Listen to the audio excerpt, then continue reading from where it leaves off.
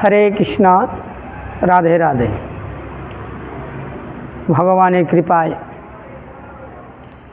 এবং শ্রী গিরিধারী কৃপায় আমরা এখানে সবাই সমাবেত হয়েছি ভগবানের কথা শ্রবণ করব বলে। তাহার পূর্বে আমি ভগবানের কাছে প্রার্থনা করি আপনারা এবং আপনাদের সপরিবার ভালো থাকুন, সুখে থাকুন এবং সদা সর্বদাই ভাগবত কথা শ্রবণ করুন। হরে কৃষ্ণ। আজ আমরা ভাগবত কথা বলবো যে ভগবানের ভজন সাধন করতে গেলে কি প্রয়োজন। সর্বপ্রথম ভগবানের ভজন সাধন করতে হলে সহ্য জ্ঞান থাকতে হবে, ধৈর্য থাকতে হবে। চঞ্চলতা হলে ভগবানের ভজন সাধন করা যাবে না। কারণ ভগবানের ভজন করতে হলে অনেক কষ্ট করতে হয়, অনেক ধৈর্য ধরতে হবে এবং সহ্য করতে হবে। যেমন কুম্ভকারের কলস যখন বাজারে বিক্রয় হয়, যে কেনার সময় ঠং ঠং করে বাজিয়ে নেয় যে এটা ভাঙা কিংবা ফাটা আছে কি না। তদ্রূপ আমাদেরকেও ভগবান বাজিয়ে দেখবেন যে আমরা কেমন পোক্ত হয়েছি ভগবানের ভজন পথে। যদি পোক্ত হয়ে থাকি তাহলে আমরা ঠং ঠং করে বাজব, আর যদি ভজন সাধন পথে অগ্রসর হতে না পারি তাহলে ঢ্যাপ ঢ্যাপ করে বাজব। তাই একটি উদাহরণ দেওয়া হয়েছে যে কিভাবে আমাদের ধৈর্য জ্ঞান বা সহ্য করতে হয়। এক কুম্ভকার অর্থাৎ যারা মাটির পাত্র বানায়, তাদের কাছে প্রথম মাটি দেখুন কত সহ্য জ্ঞান, তার কত সহ্য করে। মাটির মতন যদি আমরা হতে পারি তাহলে আমাদের জীবন সার্থক হবে বা আমরা ভগবানের চরণে অর্পিত হব বা ভগবান আমাদেরকে গ্রহণ করবেন। মাটির মতন সহ্য জ্ঞান থাকতে হবে। মাটি কিভাবে সহ্য জ্ঞান করে, সহ্য বা ধৈর্য করে রাখে শ্রবণ করুন। দেখুন একজন মালিক অর্থাৎ কুম্ভকার মাটি যখন কাটে, কোদাল দিয়ে মাটি কাটে, মাটি তখন কত সহ্য জ্ঞান করে। সহ্য করতে থাকে, কোদাল দিয়ে কূপ দেয়, মাটি চিৎকার করতে থাকে, বাপরে বাপরে মারলো।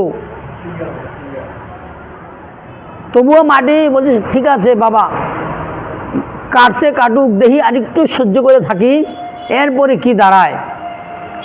মাটি সহ্য করে রইল। এরপরে কি দেখলো, ওই কুম্ভকার একটি পাত্রে করে মাটিগুলাকে উঠিয়ে নিয়ে মাথায় করে নিয়ে যাচ্ছে বাড়িতে। তখন মাটি চিন্তা করছে, দেখো যে কুম্ভকার আমাকে কোদাল দিয়ে কুপাচ্ছিল সে আজ আমার মাথায় করে নিয়ে যাচ্ছে, তাহলে এইটুকু সহ্য করেছিলাম বলে আজ তার মাথায় চড়তে পারলাম, দেখি না এরপরে কি হয়। মনের আনন্দে কুম্ভকারের মাথায় মাটি যাচ্ছে।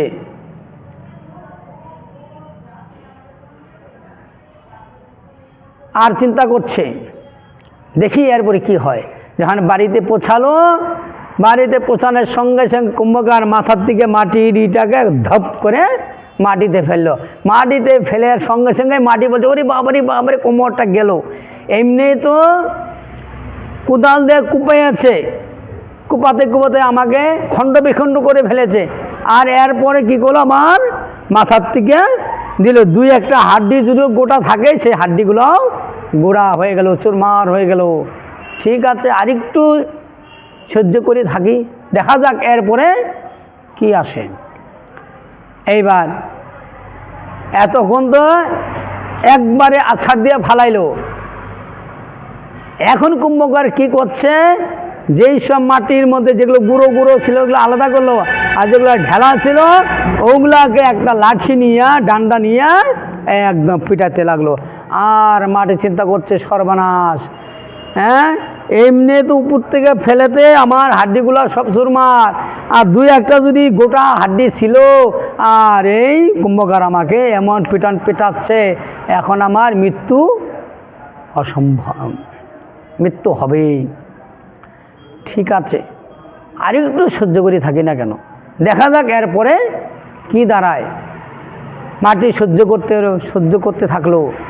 এরপরে মাটিকে কি করলো কুম্ভকার, মাটিটাকে ভালো করে চালনিতে করে চালছে, আর মাটির মনে কত আনন্দ। হ্যাঁ, কিসের আনন্দ?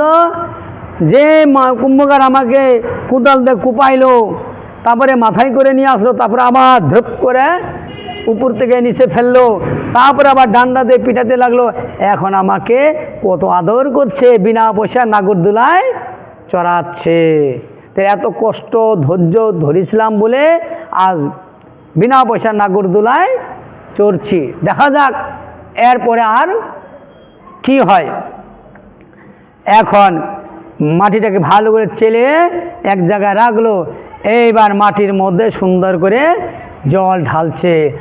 মাটি চিন্তা করছে, দেখো কত আদর করছে আমাকে, কত সুন্দর করে স্নান করে দিচ্ছে। এবার জল ঢালছে, এইবার জল ঢালার পরে হাত দিয়ে মাটিটাকে মাখলো, মাখার পরে এইবার তো শুধু হাত দিয়ে মাখতেছিল, এইবার পাও দিয়া একদম উত্তম মধ্যম সেই পা দিয়া মাটিটাকে মাখছিল। আর মাটি কত সহ্য করবে, তবুও নিজেকে সান্ত্বনা দিচ্ছে, যাক যে মেরেছে সেও আদরও করছে, দেখি না আরেকটু সহ্য করে থাকি।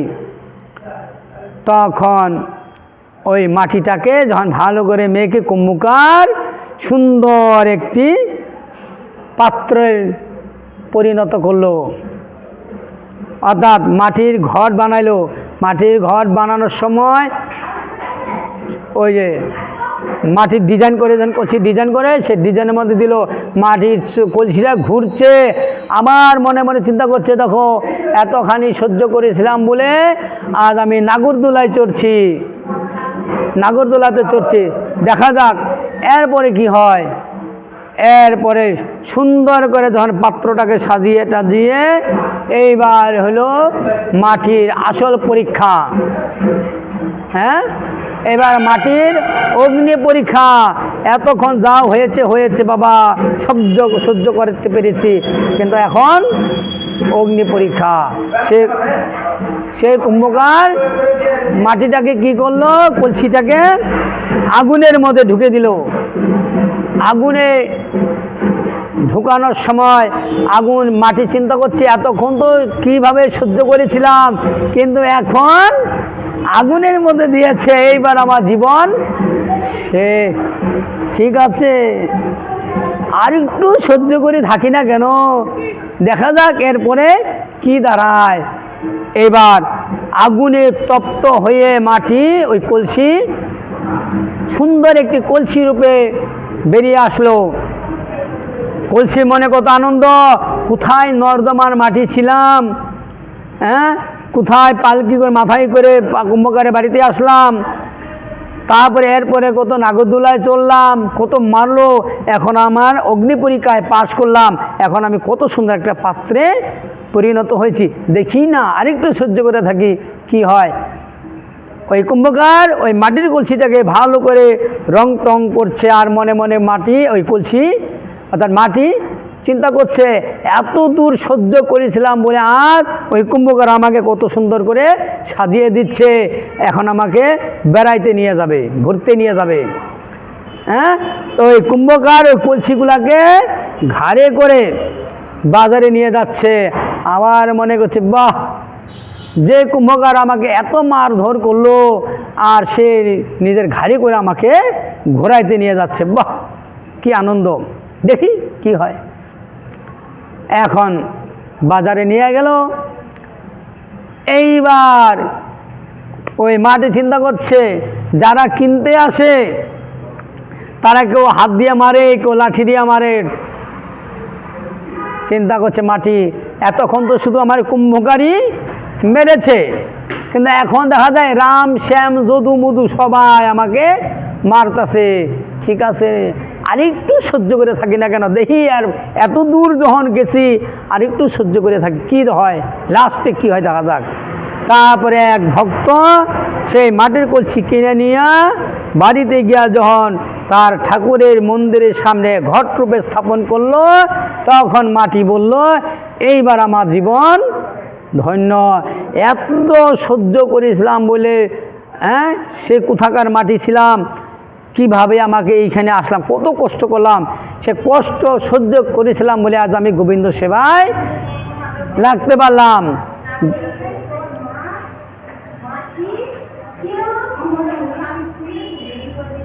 গোবিন্দ সেবায় লাগলাম, তা আজ আমার জীবন ধন্য।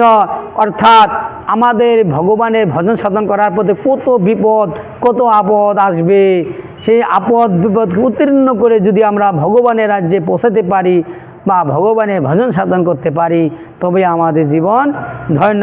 মাটি থেকে আমাদের এইটাই শিক্ষণীয় যে যতই আমাদের জীবনে আপদ বিপদ আসুক না কেন, সকলকে সহ্য করে আমাদের অগ্রসর হতে হবে।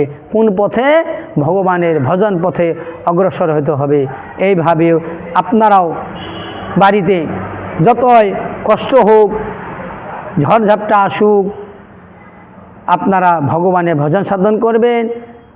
সব ভগবানের যত নিয়মকানুন, একাদশী, জন্মাষ্টমী, রাধাষ্টমী, গুরু পূর্ণিমা বা গৌর পূর্ণিমা ইত্যাদি ব্রত পালন করবেন।